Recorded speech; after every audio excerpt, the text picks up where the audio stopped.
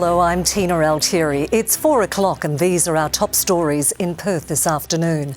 Donald Trump, former president turned convicted criminal, jail time hanging over his head after an historic jury verdict. The major upgrade taking off at Perth Airport as Qantas invests in new plans for WA passengers.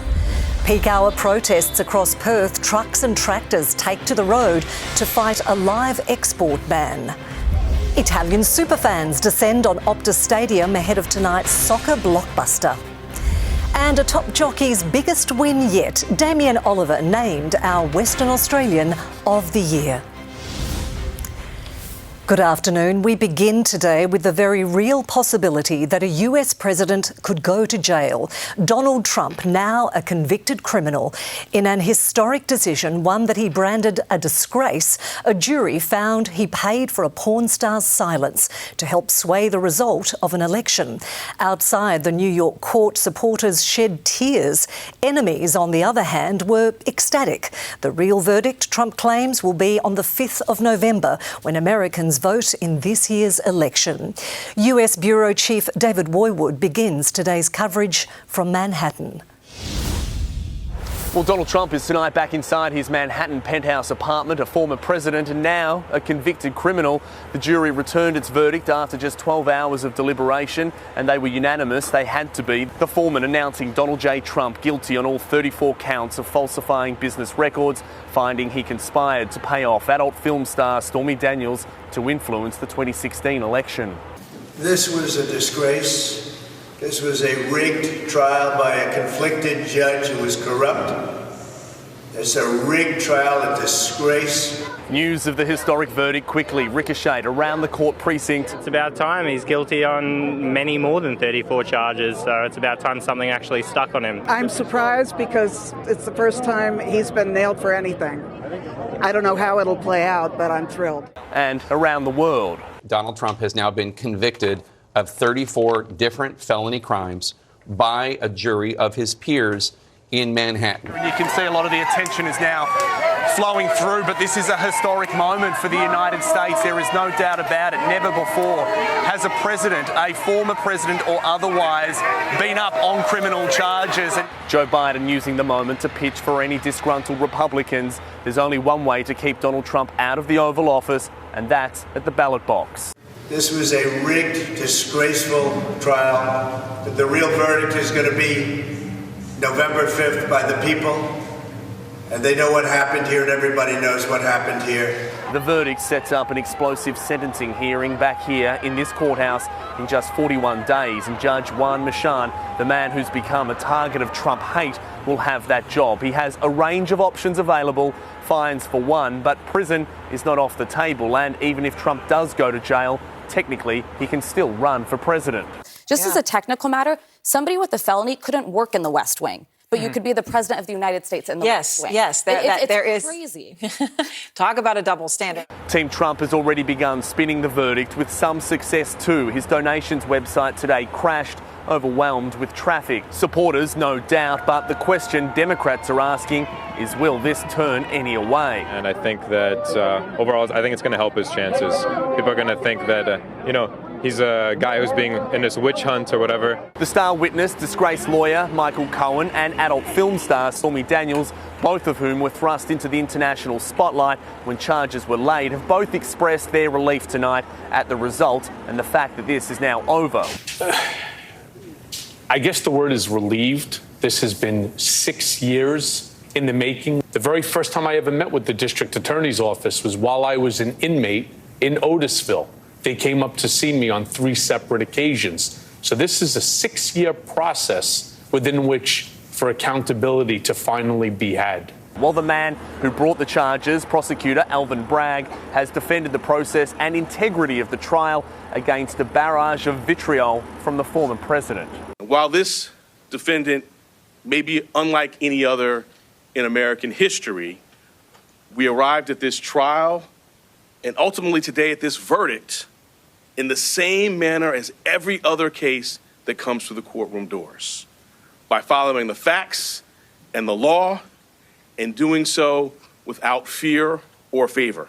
Trump has already begun spinning this online with supporters, ammunition for a campaign that has the edge over the current president, Joe Biden, in a number of crucial swing states. No doubt polling has already begun in those states to see if this verdict, as history-making as it is, has changed any hearts and minds that had planned on voting for Donald Trump in the upcoming November election.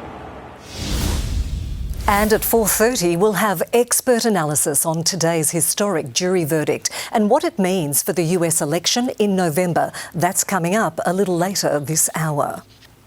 Perth Airport has struck a record $3 billion deal with Qantas to help build new terminal facilities and a new parallel runway set to open in 7 years' time. Qantas and Jetstar will relocate all their services to a new terminal in the airport's central precinct. And in return, the airline plans to add 4.4 million seats to and from Perth annually. This deal delivers a new future for aviation into, out of and around Western Australia. It allows both Qantas and Perth Airport to realise growth plans and further cements Perth as Australia's Western aviation hub. We are absolutely delighted to be making this historic investment in Perth. This is going to be, when completed, the largest airport hub complex outside of Sydney. And that is so exciting. This is a mega deal.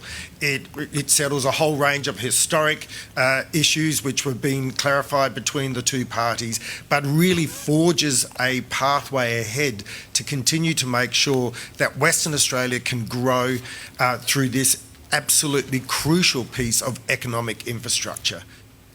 The investment program will also deliver 2 multi-storey car parks and the airport's first hotel.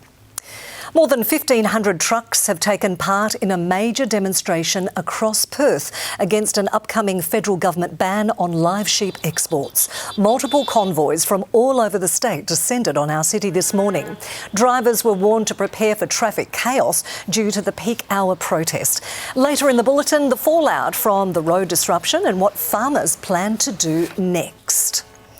WA Police and the Country Health Service have issued an apology to the family of Miss Dew, a young Aboriginal woman who died in police custody when she was arrested for unpaid fines. The 22-year-old died from septicemia in August 2014 after repeatedly asking officers for help.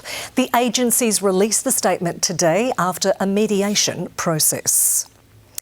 Well, the Immigration Minister's job is safe for now. That's despite dozens of murderers, rapists and pedophiles having their visas extended because of his written direction. Josh Martin has the latest from Canberra. Anthony Albanese has fronted his first press conference since this saga blew up earlier in the week. The PM was asked whether Andrew Giles would stay in the job until the next election.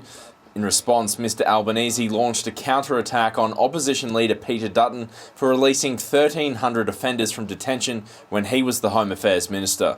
He also said the government had passed laws to abolish and replace the Administrative Appeals Tribunal, the legal body that has extended these criminals' visas, and reminded journalists that the minister was rewriting Direction 99.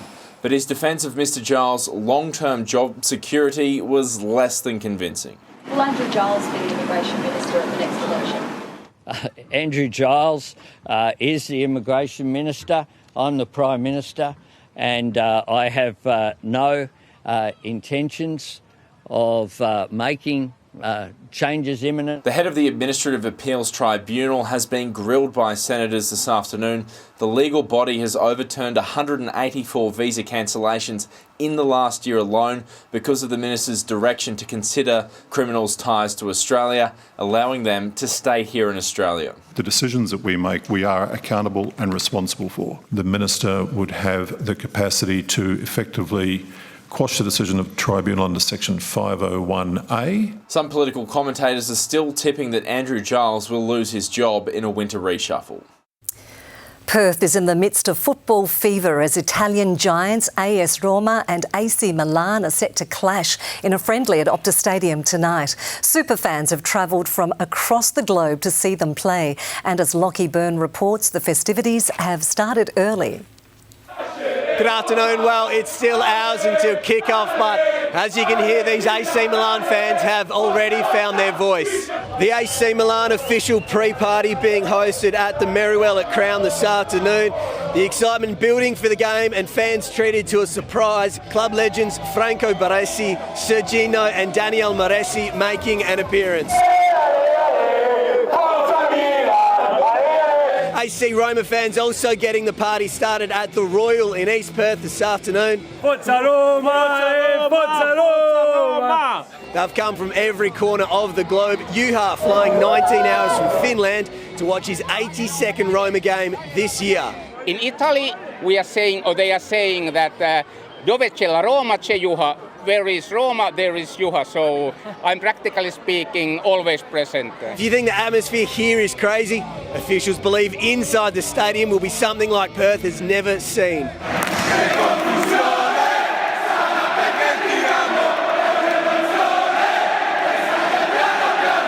Hoping to recreate chants like this and the iconic football tifos. Fans spending hours placing cards to recreate a picture like this.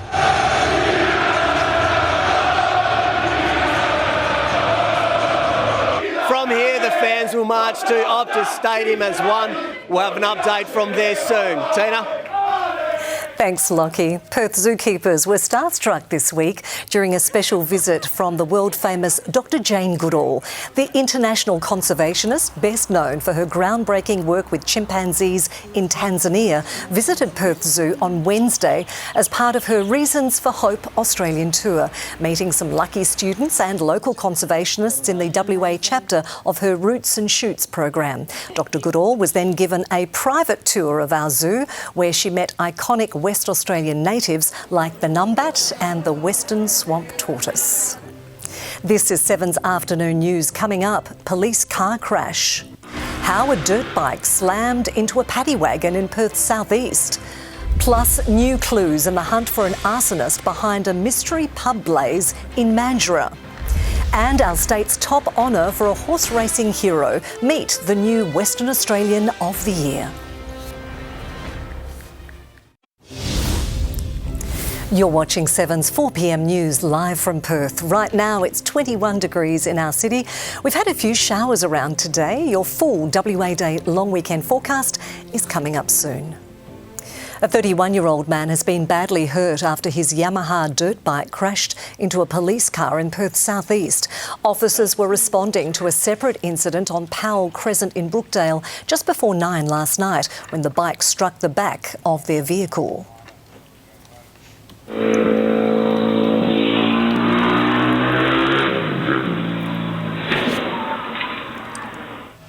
The rider was seriously injured in that crash and taken by ambulance to Royal Perth Hospital. Police have released new CCTV to help catch the arsonist behind a fierce blaze at a pub in Mandurah last month. The fire started at Bar Therapy on Mandurah Terrace around 5 o'clock in the morning of Tuesday, April 23rd. It caused $350,000 worth of damage to the heritage-listed building.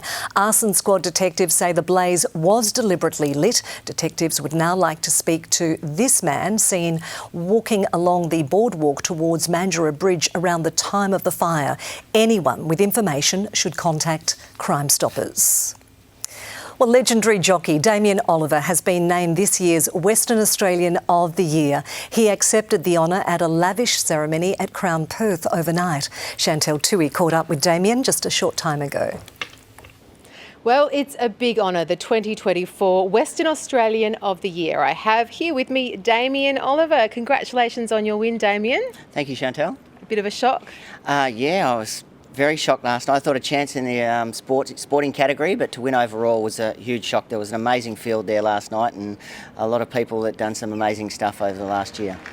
For you, coming from WA, what does the award mean to you? It's a huge honour. And growing up in Western Australia, I know I left here when I was pretty young, but always fond of coming home and love spending some time back here. And, you know, there was some amazing achievements and achievers come out of Western Australia. So to have yourself up in that category is just, you know, really special and quite humbling. Over your career, what's some of the biggest lessons that you've learned? I think humility is probably one of the biggest. I think in sport, particularly in racing, you can have some amazing highs but some lows as well. So you got to learn to take the good with the bad. And, 'cause in sport you tend to lose more than you win, or in racing particularly. And you really have to enjoy and cherish those moments when you do have some good victories. So you've been retired for about 6 months now. How's that going? Yeah, it's going good. I've slipped into it okay. I'm enjoying the sleep-ins and eating and drinking what I like. I miss the competition a little bit on the weekends, I must say, but I'm not missing the grind of the work that goes into it to get to that stage. Well, I hope you enjoy your retirement. Thank you. Thanks very much. There were 21 finalists, 7 categories. We'll hear more from other winners tonight. 7 News at 6 o'clock. And if you're joining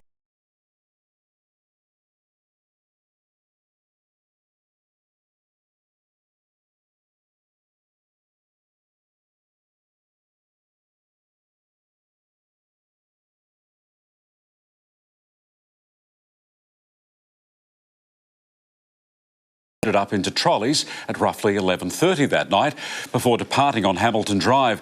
He returned the following day in the early hours of the morning using the same rear entrance. Later that evening, an unknown male and female attended the complex wearing some of the stolen items. Police have released CCTV footage and are calling on anyone with information to come forward. And despite the wet and windy weather, hundreds turned up at the Kumbana foreshore in Bunbury for the city's annual Walk for Reconciliation. The walk concluded at the Bricknell Shell with a ceremony and some live performances. Those who attended said it's one of the largest turnouts for the event that they've ever seen. Thanks, Noel. And still to come this news hour, Princess Kate set to miss a key royal event, but the King has been cleared to make a special appearance. That's ahead. Plus, the big names to take part in this year's Big Freeze fundraiser. Who will take the icy plunge and why Perth is kicking off the festivities. That's coming up later this hour. Anna Hay joins us now with sport. And Anna, an injury blow for the Eagles. Yeah, it's a big one, Tina. One of their biggest stars has just been ruled out of their clash with St Kilda tomorrow. I'll have the details next. Plus, hear why Adam Simpson's excited for Matt Flynn's debut. And Snoop Dogg left red-faced courtside in the NBA playoffs. Know the headlines as they break. Know the stories as they happen. With 7news.com.au, know the news now. West Coast Eagles coach Adam Simpson says he's excited to unveil off-season recruit Matt Flynn against St Kilda tomorrow at Optus Stadium. The former Giants ruckman played in the Waffle last weekend and has fully recovered from a hamstring injury. It'll take a bit of time to connect with the group, I would have thought, and Barty pushing forward. So there'll be a bit of change there, but we're excited about it and looking forward to what the future looks like, knowing that we're starting with it tomorrow. Veteran Andrew Gaff comes into the side, replacing Jayden Hunt. Hunt is set to miss at least the next 2 weeks with a toe injury. And West Coast star Tim Kelly has been forced out with a hip complaint. The Eagles announced the late change this afternoon, with the veteran unable to overcome soreness. Zane True will replace Kelly in the starting 22. And the Dockers have made 2 changes for their game with Melbourne in Alice Springs on Sunday. Speedster Michael Frederick returns from concussion. Forward Sam Sturt has been recalled. The Blues are turning their attention to bringing down traditional rivals Essendon after turning off the power in Adelaide. Skipper Paddy Cripps led a fourth quarter masterclass, Carlton booting 8 goals to 3 in the final term. Now it's all systems go for a massive King's Birthday Eve clash. I remember talking about watching Ollie's first couple of games were around 92 and 90,000, just thinking that'd be pretty cool to do myself. So it's definitely one of the draws about being at a club like Carlton, and I've enjoyed playing in those games. The 6-goal win pushes the Blues back into the top 4. The Matildas begin 2 so-called friendlies with China tonight that double as cutthroat selection trials for the Paris Olympics. Coach Tony Gustafsson settled on 14 of his squad, leaving 4 more places up for grabs and 9 players going for them. It is a tough camp in the sense of, the team's going to be selected and there's a few more nerves and, this is the last opportunity to kind of prove yourself. After tonight's sold-out match in Adelaide, the Matildas head to Sydney for another sellout, more than 80,000 at Accor Stadium on Monday night. Alex de Minaur is through to the third round at the French Open for the first time. The Demon dominated Jean Mounard 7-5, 6-1, 6-4, his second straight sets victory. World number one Novak Djokovic used every part of centre court in his straight sets win. Build my form as the tournament progresses, hopefully, and then peak at the right time when it matters the most.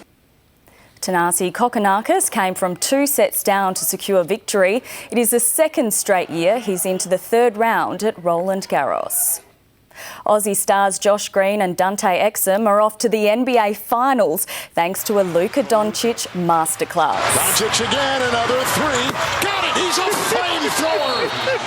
He is on fire! The superstar even had time to trash talk Snoop Dogg at courtside on his way to 36 points in the Mavericks' 124-103 win over the Timberwolves, sealing the Western Conference Finals 4-1. They'll play the Celtics for the championship. Lots in sport, Tina, but really big news with Tim Kelly out. I'll have all the details tonight at 6, but a big blow. Terrible, absolutely. OK, I look forward to that. Thanks, Anna. Well, King Charles will attend this year's Trooping the Colour after his doctors gave him the all clear, but the Princess of Wales is still in doubt.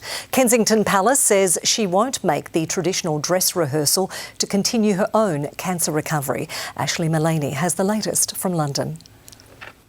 It's a big date in the calendar for Kate. As Colonel-in-Chief, it's her job to oversee the rehearsals for Trooping the Colour, but the palace has made it clear she won't be returning to public duties until she's given the all-clear from doctors, and that hasn't happened in time for this year's rehearsals.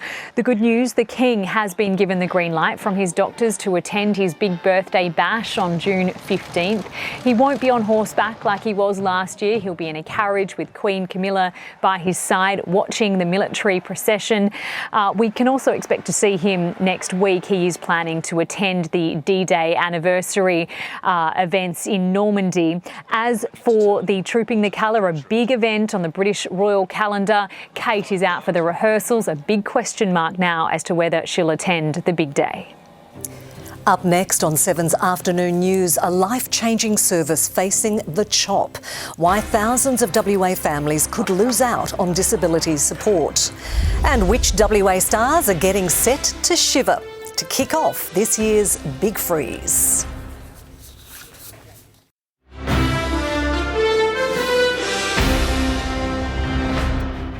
Hello again, you're watching 7's Afternoon News live from Perth. Here are some of our top stories today. Former US President Donald Trump now faces prison time after being convicted on all counts in his hush money trial in New York. A 31-year-old rider has been seriously injured after his dirt bike crashed into the back of a police car in Brookdale last night. Police have released new CCTV to help catch the man behind a suspicious blaze at a heritage-listed bar in Mandurah. Legendary jockey Damien Oliver has been given our state's top honour, named as Western Australian of the Year. And there's more rain on the way for our long weekend. I'll have your full WA day forecast later this hour. Returning now to our lead story and that history-making moment in a New York courtroom. Donald Trump is now the first ever US president to become a convicted criminal. The jury in his hush money trial found him guilty of paying off a porn star to help win the White House, a decision that will impact his chances of moving back in. Donald Trump is the most courageous man on the planet. This guilty verdict came on the second day of jury deliberations. With his supporters gathered outside and their loyalty not in doubt, Bozo! Bozo! This is still a seismic political moment, one that has the potential to change the outcome of the presidential election. Now Donald Trump's supporters must confront the reality Fake news! Fake news! of whether they are prepared to vote for a convicted criminal. Trump left for this short final trip to the Manhattan courthouse with his customary wave. And on arrival once again made clear his contempt for the entire process. And by the way, everyone's against this case. I haven't seen one legal scholar or expert in the law say that this case should have been filed. It should not have been filed. It is clear that Trump will appeal this verdict. He will now return to the campaign trail, seeking to persuade voters this is not a humiliation, but rather a validation of his view that the guilty verdict was a foregone conclusion, and that all the court cases he faces have been weaponized by the Biden White House to take down a political opponent. The heart of the prosecution case was that Donald Trump paid the actress Stormy Daniels to buy her silence, falsifying business records by passing them off as legal costs, all in the service of a second crime: illegally influencing the 2016 presidential election. What do you have to say to Donald Trump? The trial hinged on the evidence of his longtime former lawyer and fixer, Michael Cohen. What do you have to say? I was the personal lawyer for a notoriously bad man. A man who has a history of lying. Michael Cohen! And so the jurors had to decide, was Cohen telling the truth this time? Or was he simply in the business of revenge and self-promotion? I am your fixer. At every stage, Donald Trump's strategy has been denial. Alongside a barrage of insults aimed at the judge. So corrupt and so conflicted like no judge has ever been. And at the judicial system. Stormy Horseface Daniels, no attraction. No affair, I call it no affair. Fascination with this case has been high. This was the cue for the Cohen evidence. But the impact of this verdict on the November election remains the great unknown. Will Americans, especially independent and centrist voters who will decide the outcome, be prepared to vote for a convicted felon? Certainly last week, just ahead of the closing arguments, Trump appeared buoyant. Telling crooked Joe Biden, the worst president in history, you're fired, like the apprentice, you're fired! Holding a rally in the Democratic stronghold of the Bronx. Claiming that even here, he has a chance of winning in November. Refashioning his old slogan for this diverse community. We will make America great again. Thank you, Bronx. Thank you, New York. We love you. The conclusion of the New York trial brings to an end the only court case likely to occur before that November election. The other three trials he faces in Washington, Miami, and Atlanta are all facing significant delays. The great hope of Team Trump is that if he wins the White House again, he can pardon himself in the two federal cases and delay the Georgia one, which is a state trial. Mr. Trump, how are you feeling about today? For Donald Trump, this trial has served a political purpose, allowing him to frame himself as a victim of a weaponized justice system. It's a very sad day. This is a dark day in America. We have a rigged court case that should have never been brought. Whether he can use that argument for the next 160 days and win back the White House, well, that is the key question that may well decide the future direction of America. Qantas and Perth Airport have struck a landmark deal. The record agreement means our airport will soon be able to welcome millions more passengers annually, thanks to a multi-billion-dollar upgrade. Rachel Tassica has the details. This major announcement has been years in the making and will transform Perth Airport. Qantas will move all of its domestic and international flights to a new terminal at Airport Central. Currently, international flights are split. Qantas flies out of Terminals 3 and 4, while all other carriers operate out of Terminal 1. Finally, they will all fly out of the same location. This is truly a moment in history for Perth Airport, for Qantas and for Western Australia. The new facilities will be ready by 2031. It's part of a $3 billion deal between Qantas and Perth Airport. A new runway will be built to cater for WA's growing travel demand. It will be ready by 2028.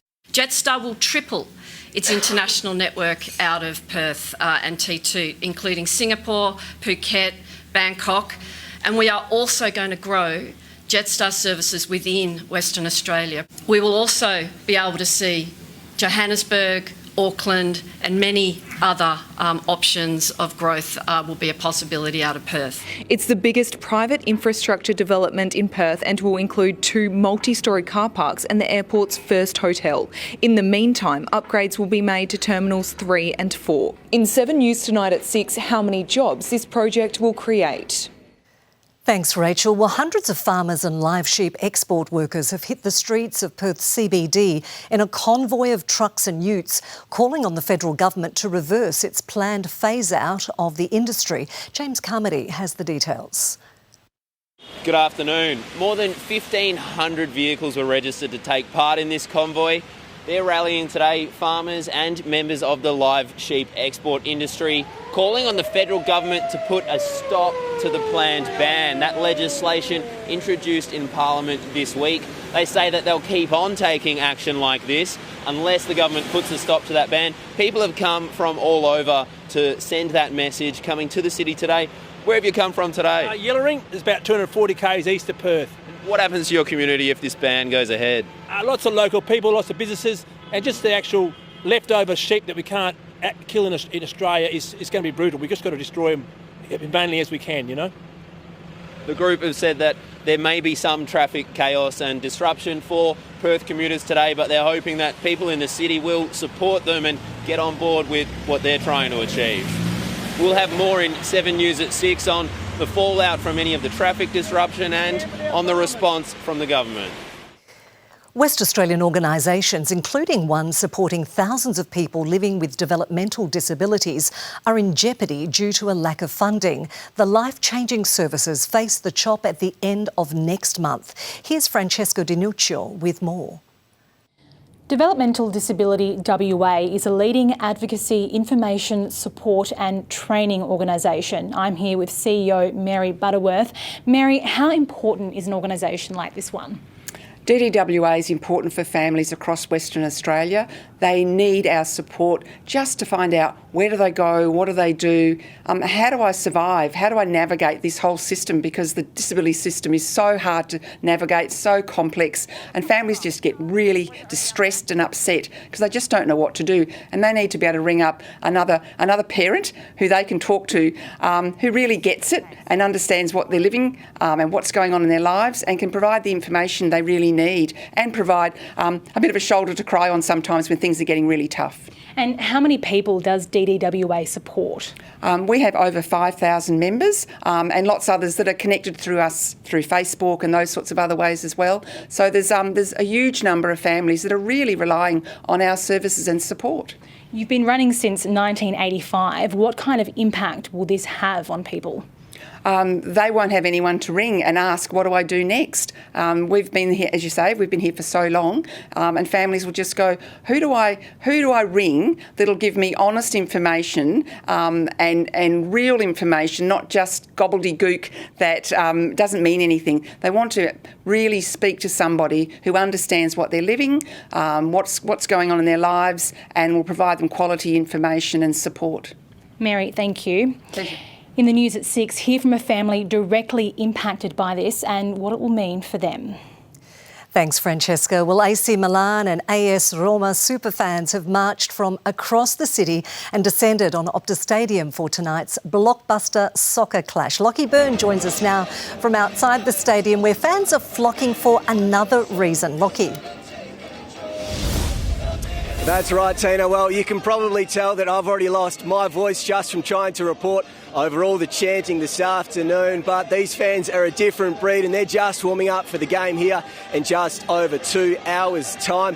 The AC Milan fans have marched from the Merriwell at Crown and the AS Roma fans have come from the Royal in East Perth, and they're in for a treat when they get here. Italian food trucks have been set up, pizzas, pastas, meatball subs, even tiramisu on offer for those with a sweet tooth. As we know, fans have come from around the city, around the country and indeed around around the world to be here tonight. We've just received confirmation as well that the game is almost at capacity. Over 55,000 tickets have been sold, but there is still a handful left for anybody trying to get a late entry. And in the news at 6 tonight, Tina, we'll have a full report on all today's action. We'll also have Ryan Daniels live inside the stadium to talk you through the atmosphere in there, and of course what we can expect from tonight's game. AS Roma versus AC Milan, live and free here at 7 p.m. on 7. Tina. Lockie, thank you. We'll let you get your voice back. Well, Optus Stadium is set to kick off the nation's Big Freeze festivities tomorrow night when West Coast take on St Kilda. Some big WA celebrities will be taking the icy plunge to help raise more funds for motor neurone disease research. We say M&D doesn't know borders, so neither do we. So it's really important that the Big Freeze becomes a national focus. We want to freeze the nation. So to have the Eagles get behind this cause, to get some incredible people to be dunked into a freezing cold dunk tank, it brings the laughter and joy whilst we continue to raise awareness for what is such a beast. This year, cricket legend Mike Hussey is joining the team of sliders. Eagles favourite Nick Naitanui is also set to get dunked into the cold tank. Still to come this hour, a recall by a retail giant for its baby clothing. An important warning for parents. That's next.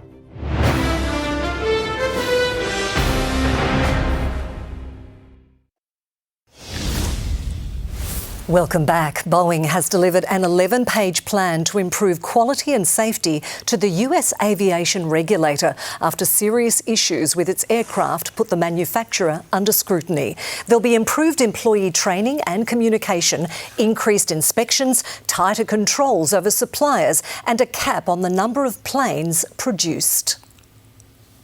This is about systemic change, and there's a lot of work to be done. Our goal is to make sure that Boeing makes the necessary changes and has the right tools in place to sustain those changes. The changes were sparked by the blowout of a door plug on an Alaskan Airlines flight, where they discovered bolts that were used to secure the panel were missing. Target has recalled a line of baby clothing over safety fears. It's the pink rabbit unisex bunny suit in sizes ranging from newborn right through to 2 years of age. There are concerns long, loose threads inside the garment could entangle arms and legs. Customers are urged to return the items to the retailer for a full refund. Well, a check of finance with Laura Bezzarati from ComSec now, and it was a good session to end the trading week. Happy Friday, and it certainly was a happy Friday for the Aussie market. We finally put an end to that nasty 3-day losing streak with our market lifting by 73 points or 1% to have our best day in around 2 weeks. Unfortunately, though, it wasn't enough to post an improvement over the course of the week, but over the month of May we did see a gain of 0.5%, meaning we've improved for 6 of the past 7 months. Across the sectors today, all but 1 of the 11 improved, with most up by at least 1%. Telix Pharmaceuticals was the top performer of the day and soared to a fresh record high after making progress with its cancer treatment. Improvements from the 4 major banks also propelled us higher today. And finally, the Aussie dollar currently buys 66.3 US cents. Well, Perth 6 p.m. news is coming up with Angela Sun. And Ange, what's on the program tonight?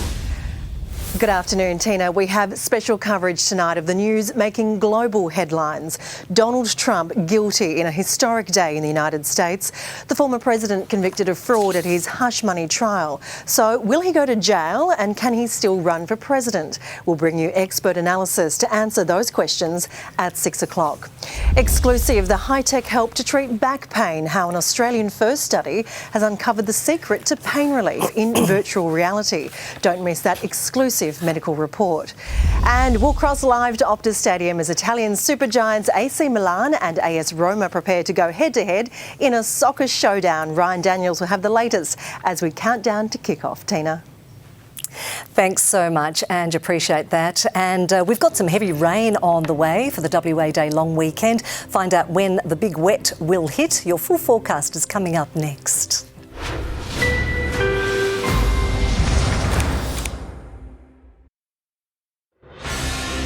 Now, Fuel Watch. Perth's petrol prices brought to you by Fuel Watch and 7 News.